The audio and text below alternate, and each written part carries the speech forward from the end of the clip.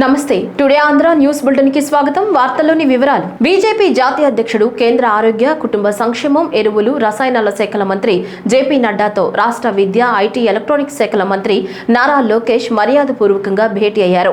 ఈ సందర్భంగా మంత్రి లోకేష్ మాట్లాడుతూ ప్రస్తుత ఖరీఫ్ సీజన్లో ముమ్మరంగా వ్యవసాయ పనులు కొనసాగుతున్న నేపథ్యంలో యూరియా కొరత ఉంది, వెంటనే రాష్ట్రానికి అవసరమైన యూరియా కేటాయించాలని కోరారు. దీనిపై కేంద్ర మంత్రి నడ్డా స్పందిస్తూ ఈ నెల 21 నాటికి ఆంధ్రప్రదేశ్కు 29,000 మెట్రిక్ టన్నుల యూరియా కేటాయిస్తామని, రాష్ట్రంలో యూరియా సమస్యను పరిష్కరిస్తామని హామీ ఇచ్చారు. ఆంధ్రప్రదేశ్లో స్థానిక పరిశ్రమల అభివృద్ధి, యువతకు ఉపాధి కోసం ప్లాస్టిక్ పార్కు ఏర్పాటుకు సహకారం అందించాలని మంత్రి లోకేష్ కోరగా జేపీ నడ్డా ఆమోదం తెలిపారు. ముఖ్యమంత్రి చంద్రబాబు గుంటూరు జిల్లా మంగళగిరి తెలుగుదేశం పార్టీ కేంద్ర కార్యాలయంలో ప్రజావేదిక కార్యక్రమం నిర్వహించారు. ఈ కార్యక్రమంలో మాజీ మంత్రి దేవినేని ఉమామహేశ్వరరావు పాల్గొన్నారు. ఈ కార్యక్రమంలో భాగంగా ప్రజల సమస్యలను స్వీకరించారు.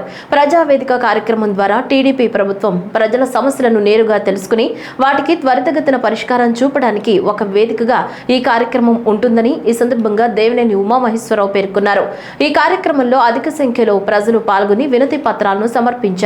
ఎన్టీఆర్ జిల్లా నందిగామ నియోజకవర్గంలోని ఎత్తిపోతల పథకాల నిర్వహణ సంబంధిత సమస్యలపై రైతులు మాజీ మంత్రి దేవినేని ఉమకు విజ్ఞప్తి చేయగా జలవనరుల శాఖ అధికారులతో ఫోన్ ద్వారా సంప్రదించి సమస్యల పరిష్కారం కోసం తక్షణ చర్యలు తీసుకోవాలని సూచించారు.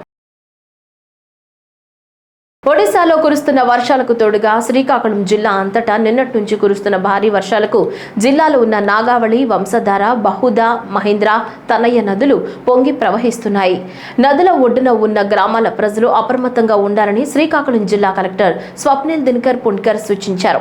ఈ సందర్భంగా మాట్లాడుతూ శ్రీకాకుళం జిల్లా తీర ప్రాంతం అంతటా రెడ్ అలర్ట్ ప్రకటించామన్నారు. మత్స్యకారులు వేటకు వెళ్లరాదని, ఇంగ్లాండ్ మత్స్యకారులు కూడా నదుల్లో, చెరువుల్లో వేటకు వెళ్లరాదని కలెక్టర్ సూచించారు.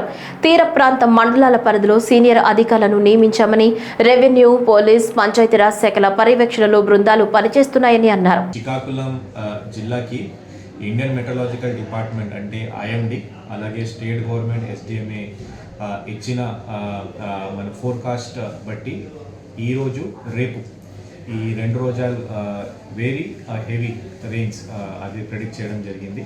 అంటే ఎక్కువ వర్షం రావడానికి మన దగ్గర అవకాశం ఉంది.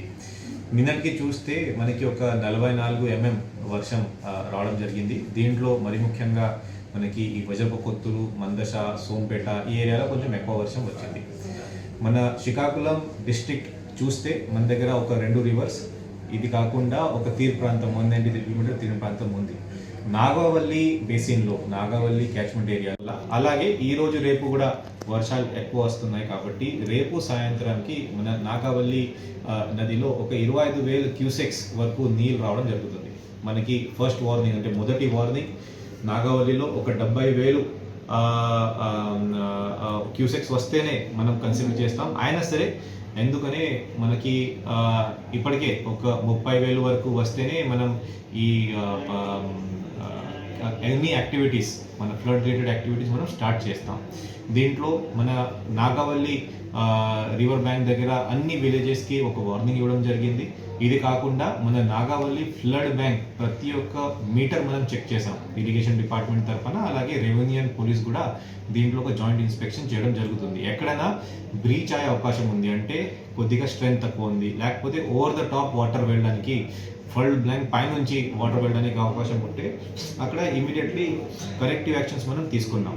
దీంట్లో అక్కడ కావాల్సిన శాండ్ బ్యాంక్స్ కానీ, అక్కడ కావాల్సిన కొన్ని మషినరీ కానీ అక్కడ పెట్టడం జరుగుతుంది. అదంతా తహసీల్దార్ ఆధారంలో మన మండల లెవెల్లో జరుగుతుంది.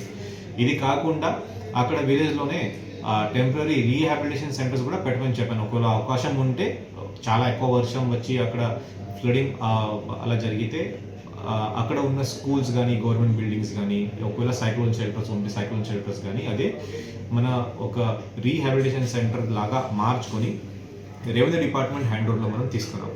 శ్రీ సత్యసాయి జిల్లా పుట్టపర్తి కలెక్టరేట్లో ప్రజా సమస్యల పరిష్కార వేదిక నిర్వహించారు. Joint collector Abhishek Kumar, RDO Suvarna పాల్గొని ప్రజల నుంచి వినతులను స్వీకరించి సమస్యలను అడిగి తెలుసుకున్నారు. ప్రభుత్వం ప్రతిష్టాత్మకంగా చేపట్టిన పీజీఆర్ఎస్ లో వచ్చిన ప్రతి సమస్యకు సంబంధిత అధికారులు తక్షణమే స్పందించి సమస్యలను పరిష్కరించాలని జాయింట్ కలెక్టర్ అధికారులను ఆదేశించారు. ప్రజా వికేంద్రీకరణలో భాగంగా రెవెన్యూ డివిజన్, మండలం, మున్సిపల్ పరిధిలో కూడా పీజీఆర్ఎస్ నిర్వహిస్తున్నట్లు జాయింట్ కలెక్టర్ తెలిపారు. సమస్యల పరిష్కారం కోసం 1100 కాల్ సెంటర్ను ప్రజలు వినియోగించుకోవాలని సూచించారు. చిత్తూరు జిల్లా కలెక్టర్ కార్యాలయంలో ప్రజా సమస్యల పరిష్కార వేదిక నిర్వహించారు. వివిధ ప్రాంతాల నుంచి వచ్చిన ప్రజలు జిల్లా collector Sumit Kumar, joint collector Vidyadhari, DRO నరసింహులకు అర్జీలు అందజేశారు.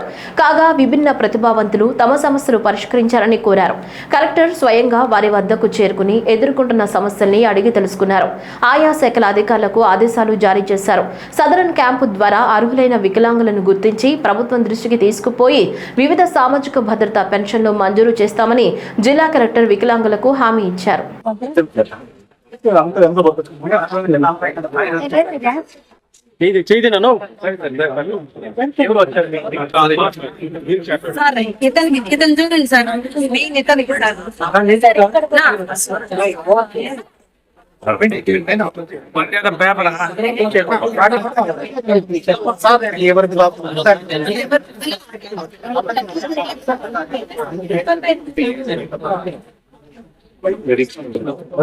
సార్ స్టార్ట్ చేసి 2010 వెరిఫికేషన్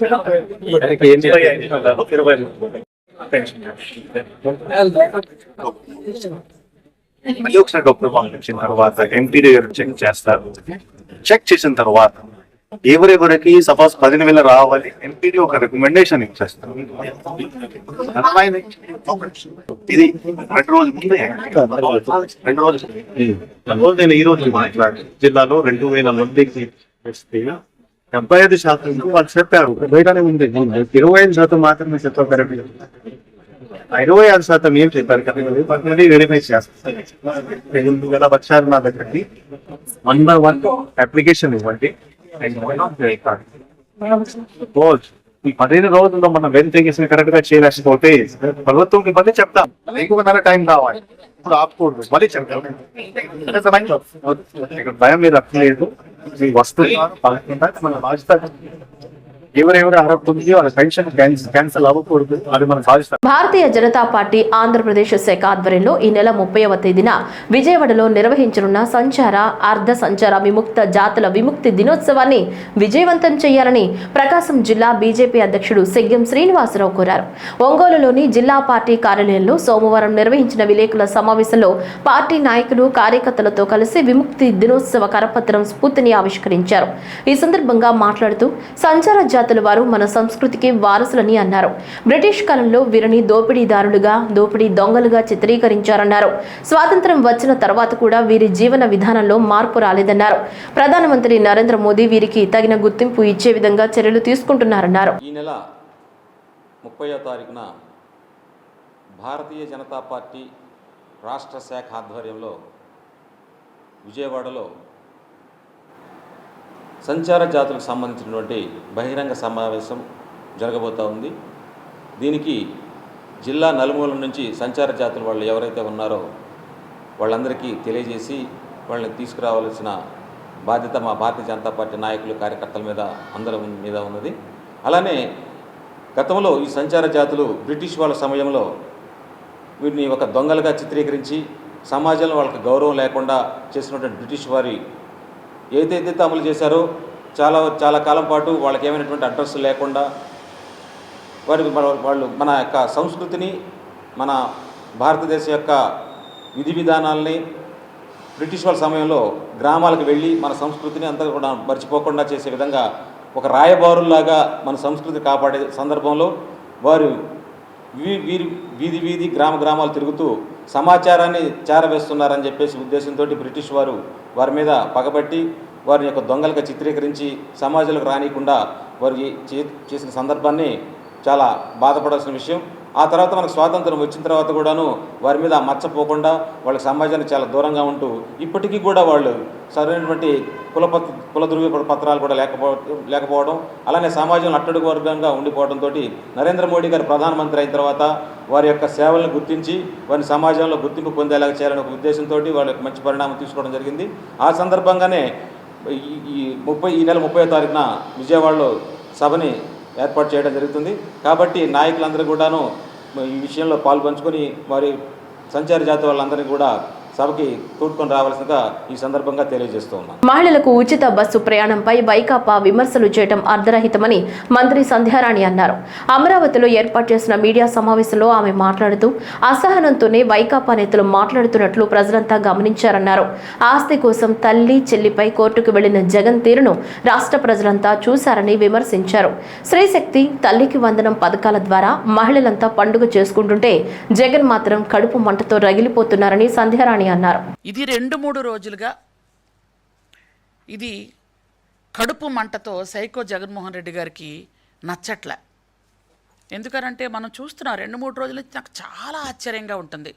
ఏదైనా పథకం ఇచ్చేటప్పుడు పలానా వాళ్ళకి అందలేదనో లేకపోతే పలానా వాళ్ళకి రాలేదనో వాళ్ళు అక్కస్తో ఆవేశంతో కడుపు మంటతో బయటకు చెప్పేవాళ్ళు. అది మేము సరేలే ఎవరికొకరికి అందలేదేమో, వాళ్ళు ఏదో కడుపు మంటతో ఆవేశంతో వెళ్తున్నారు, వాళ్ళు ఎలాగూ వాళ్ళ మీడియా వాళ్ళకు ఉంటుంది కాబట్టి ఆ మీడియాలో చెప్తున్నారు అనుకోవడానికి.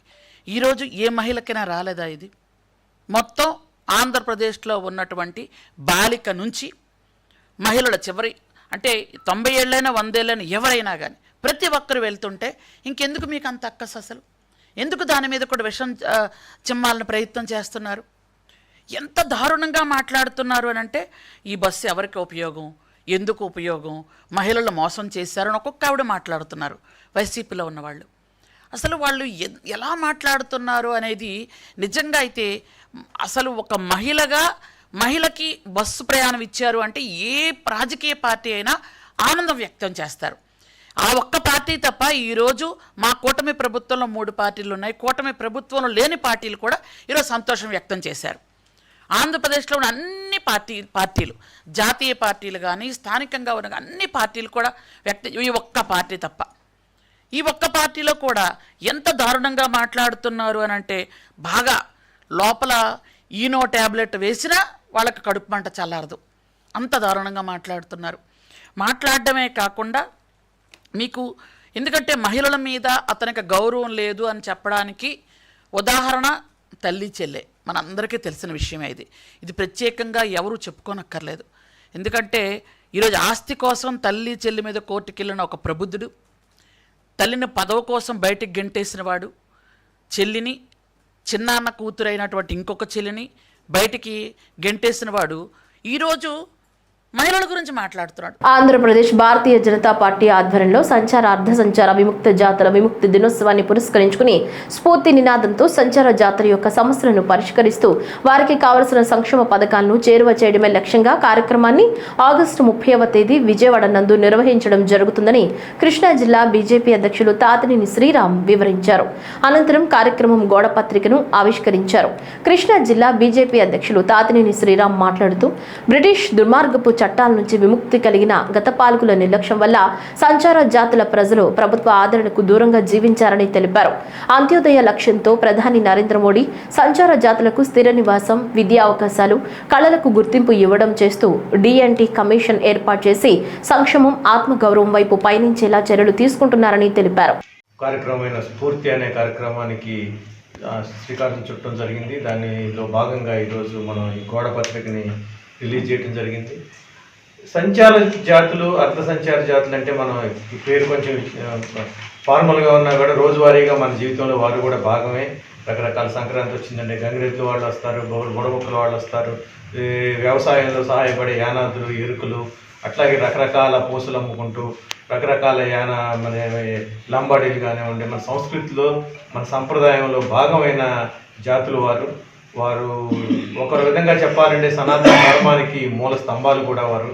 అలాంటి వారిని ఎలా అయితే బ్రిటిష్ వారు మన సనాతన ధర్మాన్ని దెబ్బకొట్టే విధంగా గురుకులాలని ఎలా అయితే నాశనం చేసి కాన్వెంట్ విద్యను ప్రోత్సహించి మన సంస్కృతిని దెబ్బకొట్టాలని ప్రయత్నం చేశారో, అదే దానిలో భాగంగానే వీరిని కూడా ఒక క్రిమినల్ ట్రైబ్స్ అనే యాక్ట్ తీసుకొచ్చి వాళ్ళందరినీ కూడా దొంగలుగా, దోపిడీదారులుగా ముద్ర వేసి వాళ్ళ నిర్దోషులనే గురి చేసిన సంఘటనలు చాలా ఉన్నాయి. స్వాతంత్ర పోరాటంలో కూడా చాలా ముఖ్యమైన భూమికను పోషించారు వారు.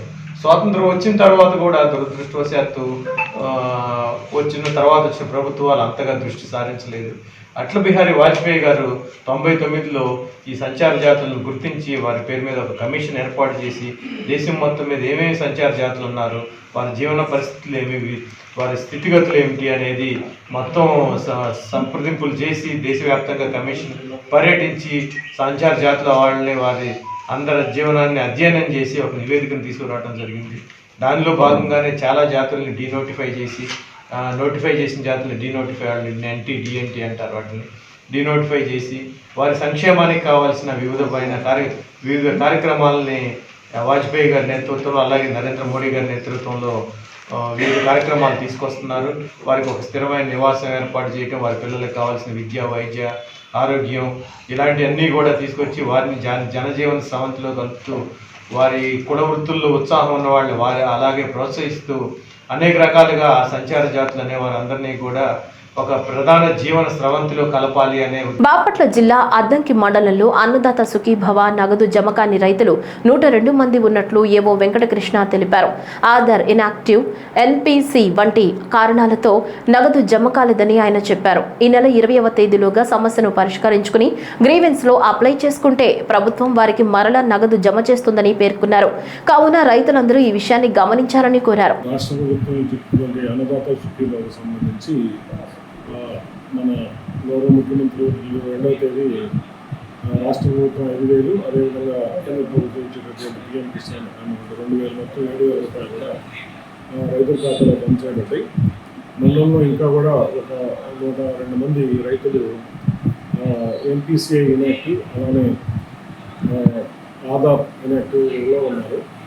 వారందరూ కూడా యాక్టివేషన్ చేయించుకున్నట్లయితే ఈ నెలాఖరులోపు వారందరికీ కూడా అమౌంట్ పడుతుంది.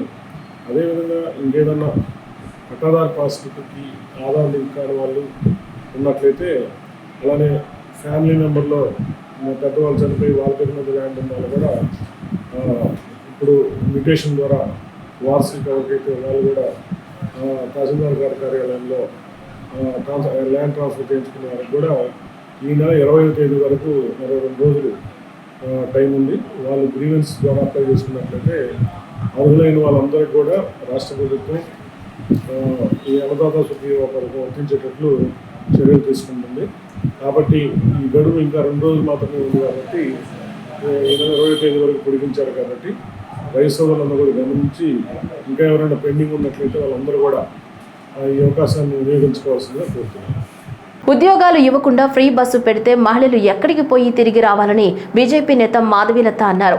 మహిళలు టిఫిన్ డబ్బా పట్టుకుని బస్సులో తిని తిరిగి ఇంటికి రావాలని ఎద్దేవా చేశారు. ఫ్రీగా బస్ ఎక్కిన స్త్రీ ఏడబోవాలయ్యా. ఫ్రీగా మహిళలకు టికెట్ ఇస్తే మీ ఆబ్జెక్షన్ ఏంటండి? మహిళ నువ్వు ఉద్యోగం ఇస్తున్నావా? నువ్వు ఏమన్నా 33% ఏమైనా ఎలక్షన్లలో నువ్వు ఇస్తున్నావా? టికెట్లు ఇస్తున్నావా? పోస్టులు ఇస్తున్నావా? ఆ బస్ ఎక్కిన మహిళ ఎక్కడ పోవాలి తమ్ముడు? టిఫిన్ డబ్బా కట్టుకొని తిరిగి ఇంటికి రావాలా? మహిళలు బయటికి వచ్చి ఉపాధి కల్పించుకొని ఏ ఉపాధి? నువ్వు ఉపాధి కల్పించాలి కదా వాళ్ళకి. నువ్వు బస్సు ఇచ్చి ఉపాధి ఇవ్వద్దు. ఏం చేయాలి? మనకి డబ్బా కట్టుకొని బస్సులో కూర్చొని తిని వాళ్ళు ఇంటికి పోవాలా? అంటే మీరు మహిళలను అవమానిస్తున్నారా? ఏమంటున్నా నేను? నువ్వు ఉపాధి ఇవ్వు. ఫ్రీ బస్సు ఇచ్చినందుకు ఆ డబ్బా పట్టుకొని ఏడ పోవాలామే? ఆ బస్సు ఏడ ఆగాలి? ఏ బస్ స్టేషన్ లో ఆగాల బస్సు?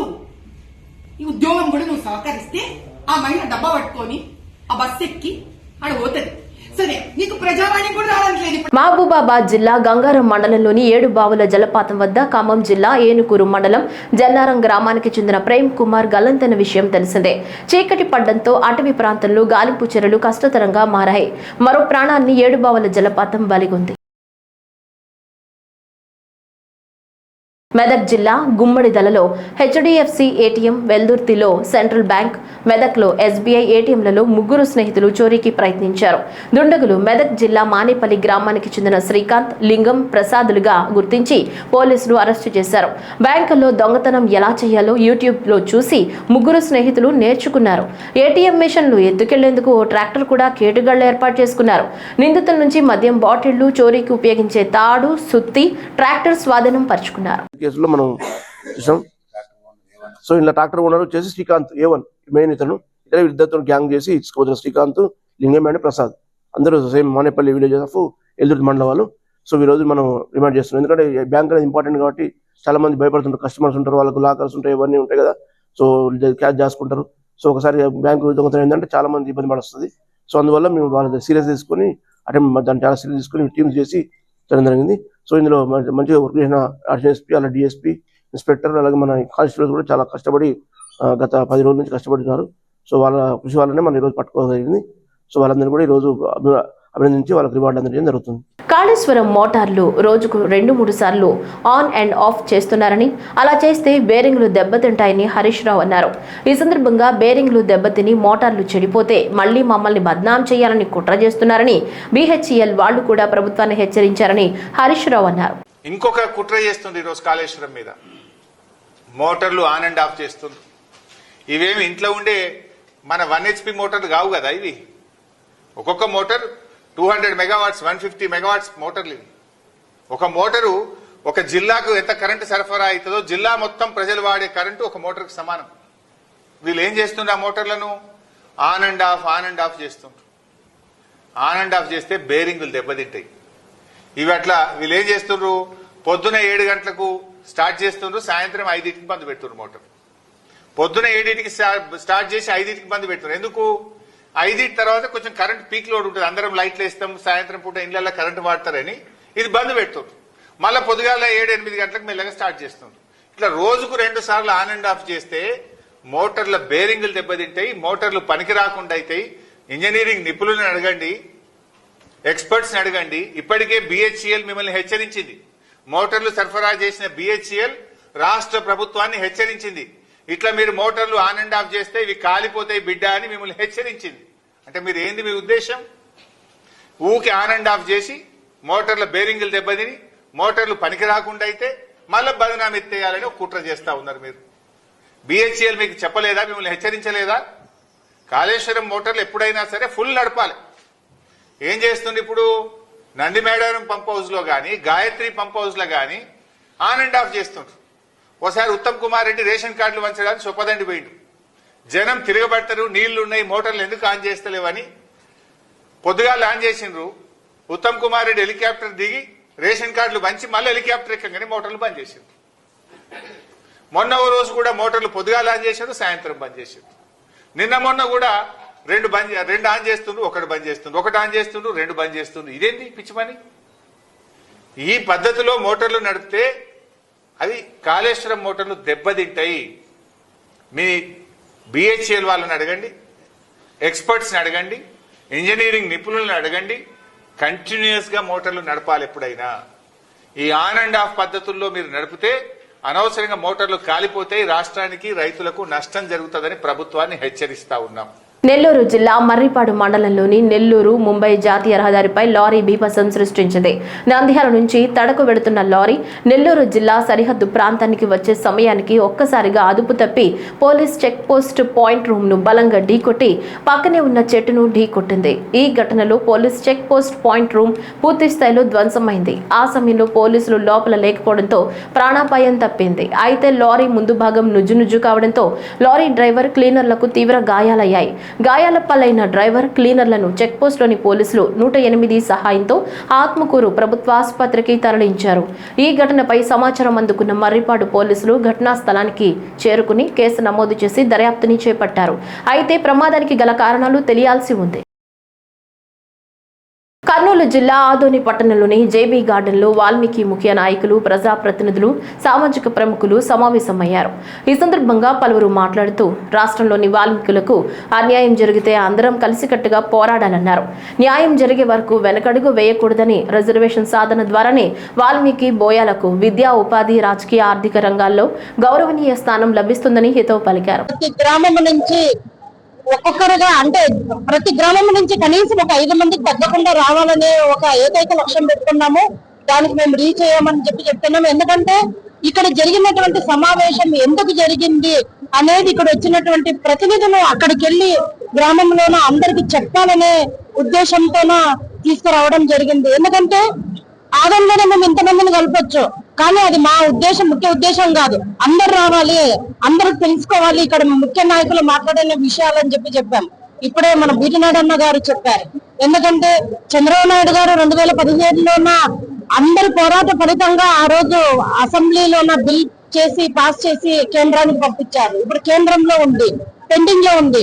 ఇక్కడ డాక్టర్ పార్సార్థి గారు బీజేపీ ఎమ్మెల్యే కాబట్టి ఇక్కడ గట్టిగా ఒత్తిడి తీసుకురావాలనే ఉద్దేశంతోన ఆదోని అదేవిధంగా మిగతా నియోజకవర్గాలకు చాలా దగ్గర అవుతుంది అని చెప్పి ఇక్కడ పెట్టడం జరిగింది. వాల్మీకి దశాబ్దాలుగా ఉన్నటువంటి డిమాండ్ సాధారణంగా మా రాయలసీమలో ఉన్నటువంటి వాల్మీకులు బీసీలుగా, మిగతా ప్రాంతాల్లో ఉన్నటువంటి వాల్మీకులు ఎస్టీలుగా గుర్తిస్తూ ఉన్నటువంటి ఈ రాష్ట్రంలో పక్క రాష్ట్రాల్లో కూడా వాల్మీకులు ఎస్టీలుగా ఉంటే, ఉత్తర భారతదేశంలో ఉన్నటువంటి వాల్మీకులంతా ఎస్సీలుగా ఉంటే, కేవలం రాయలసీమలో ఉన్నటువంటి వాల్మీకులకు సంబంధించినటువంటి ఎస్టీ సాధన లక్ష్యంగా ఈరోజు ఆదోనిలో ఈ కార్యక్రమాన్ని చేపట్టాం. పార్లమెంట్ నుంచి వివిధ మండలాల నుంచి వచ్చిన నాయకులతో ఏ విధంగా కార్యాచరణ తీసుకోవాలని చర్చన చేశాం. రాబోయే రోజుల్లో ఉద్యమాన్ని మరింత బలోపేతం చేస్తాం. వాల్మీకులకు న్యాయంగా రావాల్సిన ఎస్టీ సాధన సాధించి తీరుతామని సందర్భంగా తెలియజేస్తాం. ఫ్రీ బస్ పథకంతో పరిమితికి మించి బస్సులు ఎక్కుతున్న ప్రయాణికులు తీవ్ర అవస్థలు పడుతున్నారు. సరిపడా బస్సులు లేక ఫ్రీ బస్సుల కోసం గంటల తరబడి ప్రయాణికులు ఎదురు చూస్తున్నారు. మహిళల కోసం ప్రత్యేకంగా బస్సులు ఉండాలని ప్రయాణికులు చెబుతున్నారు. మహిళలకు ఫ్రీ బస్ పథకం వర్తింపచేయడం వల్ల టికెట్ కొని ప్రయాణించే పురుష ప్రయాణికులు కూడా తీవ్ర ఇబ్బందులు పడుతున్నారు. కూటమి ప్రభుత్వం ఈ సమస్యలన్నింటినీ అధిగమించాలంటే చంద్రబాబు నాయుడు ఎలక్షన్ మేనిఫెస్టోలో చెప్పిన విధంగా ఫ్రీ బస్ పథకం అన్ని ఆర్టీసీ బస్సులకి వర్తింపచేయాలని నాయకులు అంటున్నారు. బాపట్ల పట్టణంలోని మున్సిపల్ హైస్కూల్ ఆడిటోరియంలో జరిగిన జిల్లా స్థాయి కూడో ఛాంపియన్షిప్ ఫైనల్స్ కు ముఖ్య అతిథిగా ఆంధ్రప్రదేశ్ రాష్ట్ర మాజీ సైనిక సంక్షేమ సంఘం రాష్ట్ర అధ్యక్షులు తాండ్ర సాంబశివరావు పాల్గొని విజేతలకు బహుమతులు ప్రదానం చేశారు. రాష్ట్ర kudo association president Aluri Shashidhar, secretary Ravi Babu మరియు ట్రెజరర్ అనురాధల ఆదేశాల మేరకు జిల్లా స్థాయి కూడో ఛాంపియన్షిప్ ఫైనల్స్ కు అబ్జర్వర్ గా వైజాగ్ నుంచి రాష్ట్ర kudo association vice president Ramana పాల్గొన్నారు. బాపట్ల జిల్లా kudo association president Bala Ramakotireddy, state kudo vice president ఆర్డే కిషోర్ మరియు జిల్లా కూడో అసోసియేషన్ సెక్రటరీ తేజాలు న్యాయ నిర్ణేతలుగా వ్యవహరించారు. ఉచిత పంటల బీమా ప్రీమియం ప్రభుత్వమే చెల్లించాలని, వంశధార కాలువ ద్వారా టెక్కలి నియోజకవర్గంలోని కాలువ శివారు ప్రాంతాలకు సాగునీరు అందించాలని, ఎరువులను తక్షణమే రైతులకు అందజేయాలని కోరుతూ వైఎస్ఆర్సీపీ టెక్కలి నియోజకవర్గం ఇన్ఛార్జ్ పేరాడ తిలక్ ఆధ్వర్యంలో భారీ ఎత్తున వైఎస్ఆర్సీపీ నాయకులు, కార్యకర్తలు రైతులతో కలిసి ర్యాలీ నిర్వహించారు. టెక్కలి అంబేద్కర్ జంక్షన్ నుంచి నిర్వహించిన ఈ ర్యాలీ పంచాయతీ కార్యాలయం సమీపంలో రహదారిపై రైతు సమస్యలు పరిష్కరించాలని కోరుతూ బైఠాయించారు. అనంతరం వందలాది మంది ర్యాలీగా వెళ్లి టెక్కలి ఆర్టీఓ కృష్ణమూర్తికి రైతు సమస్యలు పరిష్కరించాలని కోరుతూ వినతి పత్రం అందజేశారు. ఎరువుల వ్యాపారులు ఎరువులను బ్లాక్ మార్కెట్లో తరలిస్తూ కృత్రిమ కొరత సృష్టిస్తున్నారని, దీనిపై తక్షణమే చర్యలు తీసుకోవాలని తిలక్ ఆర్డీఓను కోరారు.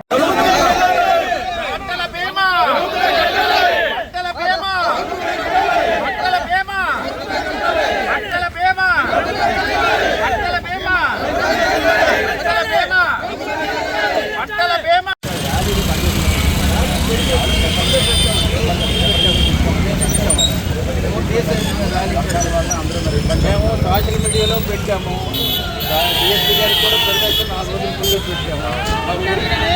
మీరిచ్చి చెప్పాలా పర్మిషన్ కదా, 4 days అయింది కదా, పక్కాగా పర్మిషన్ లేదు సార్.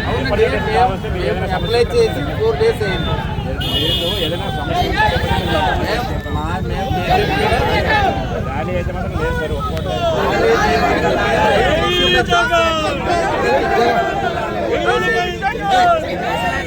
రైతులకు ఎరువులు తక్షణం ఇవ్వాలి, రైతులకు తక్షణమే ఎరువులు అందవాలి, రైతులకు ఎరువులు తక్షణమే అందవాలి, రైతులకే తక్షణ ఎరువులు అందవాలి. పోలీసులు పోలీసులు పోలీసులు పోలీసులు పోలీసులు విశాఖ ఉక్కు పరిశ్రమలో మరో కీలక విభాగం ప్రైవేటీకరణకు కూటమి సర్కార్ నోటిఫికేషన్ విడుదల చేయడంపై మాజీ మంత్రి గుడివాడ అమర్నాథ్ ఆగ్రహం వ్యక్తం చేశారు. కూటమి పాలనలో స్టీల్ ప్లాంట్ కార్మికులకు తీవ్ర అన్యాయం జరుగుతుందన్నారు. స్టీల్ ప్లాంట్ కార్మికులకు మద్దతుగా విశాఖలో ఆయన మీడియాతో మాట్లాడుతూ ప్లాంట్లోని వివిధ విభాగాల నిర్వహణ కోసం ఇచ్చిన ఈఓఐలను వెంటనే రద్దు చేయాలని డిమాండ్ చేశారు. తొలగించిన కాంట్రాక్టు కార్మికులను తిరిగి విధుల్లోకి తీసుకోవాలని, కూటమి అధికారంలోకి వస్తే స్టీల్ ప్లాంట్ ప్రైవేటీకరణ లేకుండా చేస్తామని ఇచ్చిన హామీ ఎక్కడికి పోయిందని అమర్నాథ్ ప్రశ్నించారు. స్టీల్ ప్లాంట్ ప్రభుత్వ రంగంలోనే కొనసాగేలా చూస్తామని హామీ ఇచ్చారు. అంటే ఎంత పెద్ద ఎత్తున అక్కడ ఉన్నటువంటి కార్మికుల్ని బెదిరిస్తూ భయపెడుతూ దాదాపు 4 సంవత్సరాల పాటు 2020 డిసెంబర్లో 2021 అనుకుంటా 2021 జనవరిలో ఏ రోజైతే ఆ రోజు కేంద్ర ప్రభుత్వం తీసుకున్నటువంటి డిజిన్వెస్ట్మెంట్ ప్రైవేటీకరణ నిర్ణయం ఏదైతే ఉందో ఆ రోజు నుంచి ఆ రోజు మేము అధికారంలో ఉన్నప్పుడు పూర్తిగా వ్యతిరేకిస్తూ జగన్మోహన్ రెడ్డి గారి నాయకత్వంలో ఎట్టి పరిస్థితుల్లో ప్రైవేటీకరణ చేయడానికి వీల్లేదు అని చెప్పి ఆ రోజు కేంద్ర ప్రభుత్వాన్ని నేరుగా ప్రధానమంత్రి గారు విశాఖపట్నం వస్తే విశాఖపట్నంలో ప్రధానమంత్రి గారు మాట్లాడినటువంటి వేదిక మీద ప్రజలను ఉద్దేశిస్తూ ఆ రోజు ముఖ్యమంత్రిగా ఉన్నటువంటి జగన్మోహన్ రెడ్డి గారు చెప్పినటువంటి మాటలు, ముఖ్యంగా పోరాట కమిటీ ఏదైతే ఉందో పోరాట కమిటీ తీసుకున్నటువంటి ఏ నిర్ణయాన్నైనా పోరాట కమిటీ ఏ పోరాటం చేస్తామన్నా సరే ఆ రోజు ప్రభుత్వంలో ఉన్నటువంటి జగన్మోహన్ రెడ్డి గారు వైఎస్ఆర్ కాంగ్రెస్ పార్టీ ప్రతి పోరాటానికి మద్దతిస్తూ ప్రతి పోరాటంలో పార్టిసిపేట్ చేస్తూ లా అండ్ ఆర్డర్ పరంగా ఏ రకమైనటువంటి ఇబ్బంది రాకుండా వారికి సహకరిస్తూ దాదాపు మేము అధికారంలో ఉన్నటువంటి 2024 జూన్ వరకు అధికారంలో ఉన్నటువంటి ప్రతి సందర్భంలో కూడా వారికి సహకరిస్తూ వారి టెంట్ వేస్తే ఆ టెంట్లో పార్టిసిపేట్ చేసినటువంటి కార్మికులు సహకరిస్తూ వాళ్ళకి పోరాటాలకు సహకరిస్తూ ప్రైవేటీకరణ అనేటువంటిది జరగకుండా చూసుకునేటువంటి బాధ్యత ఆ రోజు మా ప్రభుత్వం తీసుకుంటే 2024లో జరిగినటువంటి ఎన్నికల్లో కూడా ప్రజలను ఉద్దేశిస్తూ ఎన్నికల ప్రచార సభలో జగన్మోహన్ రెడ్డి గారు చాలా క్లియర్గా చెప్పారు, ఎట్టి పరిస్థితుల్లో మీరు కూటమి ప్రభుత్వానికి ఓటు వేయకండి, మీరు కూటమికి ఓటేస్తే ప్రైవేటీకరణకు ఓటేసినట్టే అనేటువంటి విషయాన్ని కూడా ఆ రోజు ముఖ్యమంత్రిగా ఉన్నటువంటి జగన్మోహన్ రెడ్డి గారు చెప్పడం జరిగింది. అంబేద్కర్ కోనసీమ జిల్లా రామచంద్రాపురంలో ప్రశస్తమైన దేవాలయంలో రైస్పేట లక్ష్మీ గణపతి దేవాలయం అత్యంత ప్రముఖమైంది. ఇక్కడ గణనాథుడు కోరిన కోరికలు తీరుస్తాడని చుట్టుపక్కల ప్రజల నమ్మకం. దాదాపు 50 ఏళ్ల క్రితం గడి సత్యం మరియు రాపాక అప్పారావు సారథ్యంలో సాధారణ పూరిపాకలో వెలసిన గణపతి ఆలయం నేటికి అంచెలంచెలుగా అభివృద్ధి చెంది సుందరమైన దేవాలయంగా రూపుదిద్దుకుంది. ఓళ్ల శ్రీనివాస్ వెంకటజ్యోతి దంపతుల ఆధ్వర్యంలో గత 3 రోజులుగా వేద పండితుల మంత్రోచ్చరణ నడుమ గణపతి హోమం, లక్ష్మీ గణపతి మహాకళ్యాణంతో పాటుగా ద్వారపాలక ప్రతిష్టాది కార్యక్రమం అత్యంత వైభవంగా నిర్వహించారు. శ్రీ మహాగణాధిపతయ నమః. నా పేరు చెరుకుపల్లి గణేష్ శర్మ, రామచంద్రపురం రైస్పేటలో వేయించేస్తున్నటువంటి శ్రీ లక్ష్మీ గణపతి స్వామివారి యొక్క ఆలయంలో స్వామివారికి పునః జీవకళాన్యాసం అనేటువంటి కార్యక్రమం జరిగింది. ఈ కార్యక్రమం 3 రోజులుగా జరుగుతూ ఈరోజు ఆఖరి రోజుగా 11:43 స్వామివారి యొక్క ద్వారపాలకుల ప్రతిష్ఠ చేయడం జరిగింది. గత 3 నెలల నుంచి కూడా ఆలయంలో స్వామివారి కళ్ళన్నీ కూడా తీసి ఆ కళ్ళన్నీ కూడా వేరే చోట భద్రపరిచి స్వామివారిని గుడిని మళ్ళీ చక్కగా తీర్చిదిద్ది సుందర రూపాన్ని ఈ యొక్క ఆలయంలో ఆ యొక్క కొత్తగా ఈ రెన్యువేట్ చేసే ఆలయాన్ని మళ్ళీ స్వామివారికి పునః ఆ యొక్క జీవకళాన్యాసము స్వామివారి యొక్క పునర్జీవకళాన్యాస కార్యక్రమాలు దేదీప్యమానంగా అలాగే కమిటీ వారు భక్తుల యొక్క సహాయ సహకారాలతో చాలా విశేషంగా ఈ కార్యక్రమాలు జరిగాయి. ఈ 3 రోజులు కూడా ఓళ్ళ శ్రీనివాస్ గారి దంపతుల చేత ఆ యొక్క ఈ పూజా కార్యక్రమాలను నిర్వహించడం జరిగింది. కావున ఈరోజు భక్తులు అలాగే కమిటీ వారు ఏర్పాటు చేసినటువంటి అన్నప్రసాద కార్యక్రమాల్లో కూడా పాల్గొని స్వామివారిని దర్శించి భక్తులు తరించారు. తిరుపతి కలెక్టరేట్లో సోమవారం నిర్వహించిన ప్రజా సమస్యల పరిష్కార వేదికలో అర్జీదారుల నుంచి కలెక్టర్ డాక్టర్ ఎస్ వెంకటేశ్వర్ ప్రజల నుంచి వినతులు స్వీకరించారు. కలెక్టర్తో పాటు జిల్లా జాయింట్ కలెక్టర్ శుభం బన్సల్ కూడా వినతులు స్వీకరించారు. ముఖ్యంగా రెవెన్యూ పరమైన సమస్యలు అధికంగా కలెక్టర్ దృష్టికి రావడంతో వాటిని త్వరితగతిన పరిష్కరించాలని కలెక్టర్ ఆదేశించారు. గంజాయి అమ్మటమే కాదు కొనటం కూడా నేరమని తెనాలి డీఎస్పీ జనార్దన్ రావు హెచ్చరించారు. గుంటూరు జిల్లా తెనాలి 3వ పట్టణ పోలీస్ స్టేషన్ పరిధిలో ఒరిస్సా నుంచి గంజాయి తీసుకువచ్చి వినియోగిస్తున్న 15 మందిని అరెస్టు చేసిన అనంతరం విలేకరులతో ఆయన మాట్లాడుతూ 2 అంతకన్నా ఎక్కువ సార్లు గంజాయి కేసులో అరెస్ట్ అయితే పీడీ యాక్ట్ ప్రయోగిస్తామని తెలిపారు. Tenali 3 town police station Sundarayya Nagar లో గంజాయి వాడుతున్నారు, సేవిస్తున్నారు, అమ్మకానికి తీసుకొచ్చారు అని 8 మంది వ్యక్తులు దొరికారు. బీహార్ చెందిన మృత్యుంజయ్ కుమార్ సింగ్ ఈ గంజాయిని మీజర్ సమక్షంలో పట్టుకొని కేజీ 700 గ్రాములు గంజాయిని సీజ్ చేయడం జరిగింది. దీని విలువ అతను బీహార్ లో కొనుక్కొచ్చినప్పుడు గంజాయి 25,000 రూపాయలుగా చెప్పాడు. 15 గ్రాములు ప్యాకెట్ ని 500 రూపాయలు చొప్పున ఇక్కడ విక్రయిస్తున్నారు.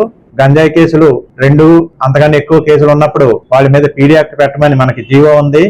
అమ్మటం లేదు కదా, తాగుతున్నాము, గంజాయి కొనుక్కుంటున్నాం, తాగుతున్నాం, మాకేమీ ఇబ్బంది లేదనే పరిస్థితి లేదు. గంజాయి కన్జ్యూమ్ చేయడం కూడా, కొనడం తాగడం కూడా నేరమే.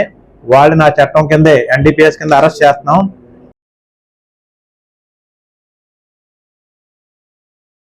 రాష్ట్ర ప్రభుత్వం ప్రతిష్టాత్మకంగా చేపట్టిన ఇందిరమ్మ ఇళ్ల పథకంలో మంజూరైన లబ్ధిదారులతో కలిసి గృహ నిర్మాణ పనులకు ఏఐసిసి సభ్యులు రామ్రెడ్డి సర్వోత్తం రెడ్డి, వ్యవసాయ market committee chairman Koppula Venareddy భూమి పూజ చేశారు. పార్టీ నాయకులతో కలిసి చింబెన్ల మండల కేంద్రంలో షేక్ సోనీ చాందు ఇందిరమ్మ ఇంటి నిర్మాణానికి భూమి పూజ చేసి మాట్లాడారు.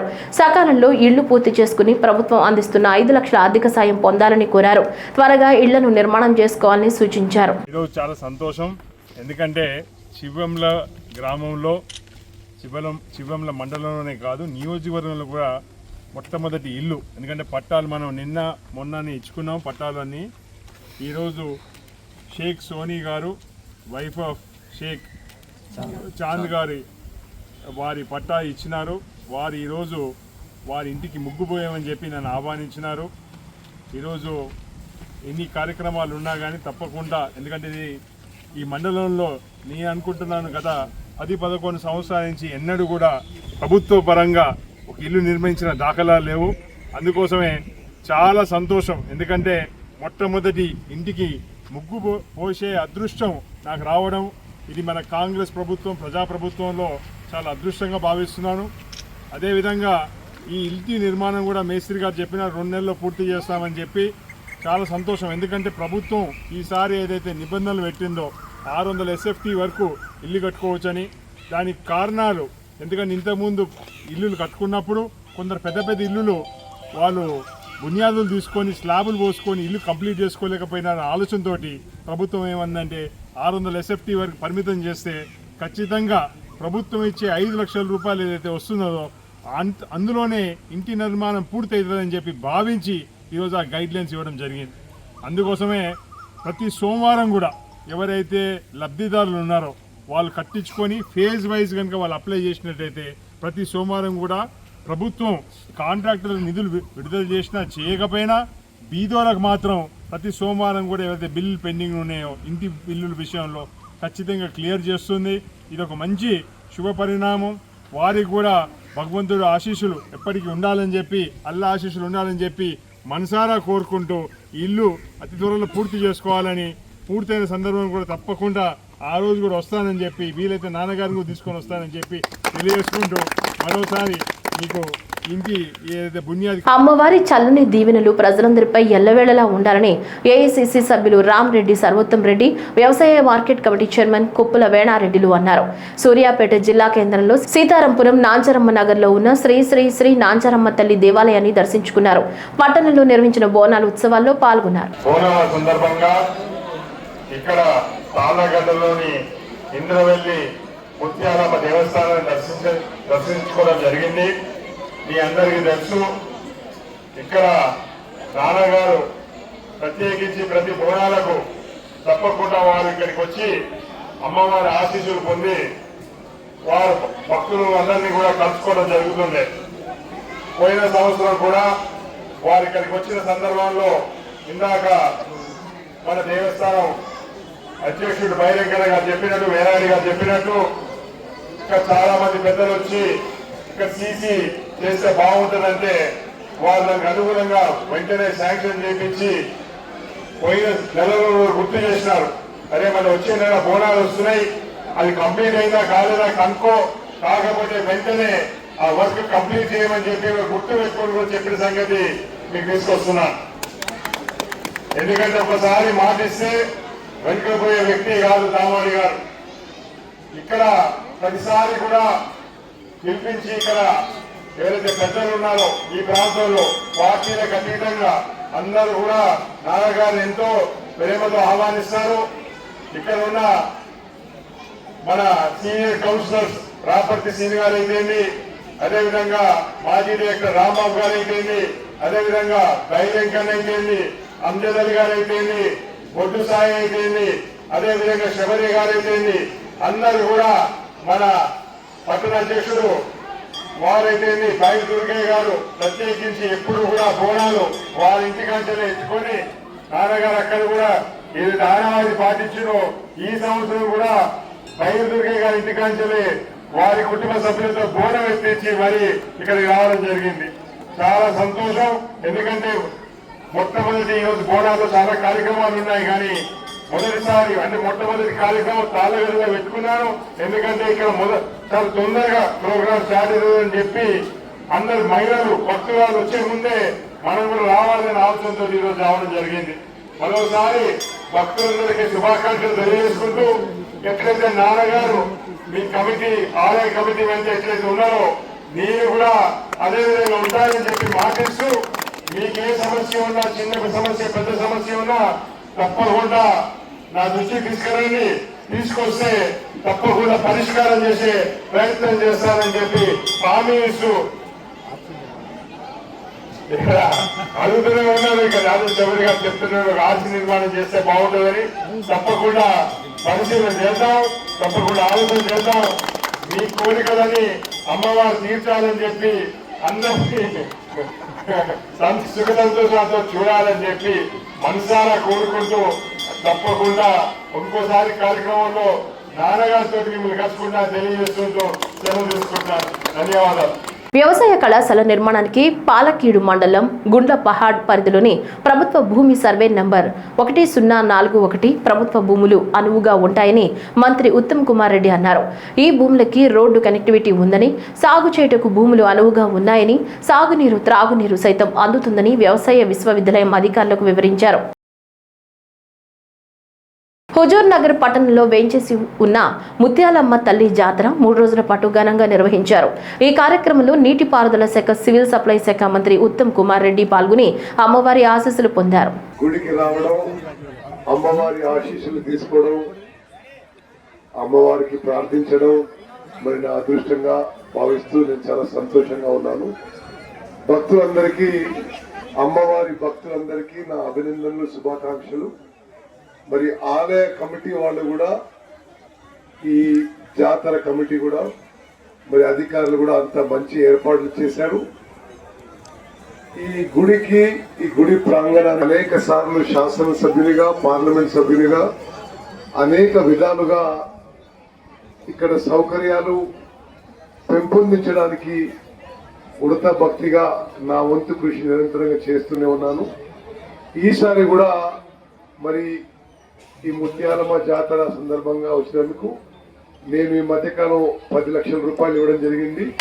ఈరోజు మరి ఈ జాతర ఏర్పాట్లకు, ఈ గుడి అభివృద్ధికి, భక్తుల సౌకర్యాలకి మరి ఏ విధంగా కమిటీ నిర్ణయిస్తే ఆ విధంగా మరో 10 లక్షలు మంజూరు చేస్తా అని చెప్పి నేను మనవి చేస్తూ, మరి అక్కలు, చెల్లెళ్ళు, అన్నలు, తమ్ముళ్ళు ఇక్కడ వచ్చిన వాళ్ళందరికీ కూడా మీ ఉత్తమన్నగా నేను సవినయంగా మనవి చేస్తున్నాను. హుజూర్ నగర్ ప్రాంతాన్ని అభివృద్ధి చెందించడానికి అమ్మవారి ఆశీస్సులతో మరి హుజూర్ నగర్ పేరు ప్రఖ్యాతలు మరింత ప్రసిద్ధ గావింపజేయడానికి మరి ఈ నియోజకవర్గ సర్వతోముఖాభివృద్ధికి. ఈ వార్తలు ఇంతటితో సమాప్తం. నమస్కారం.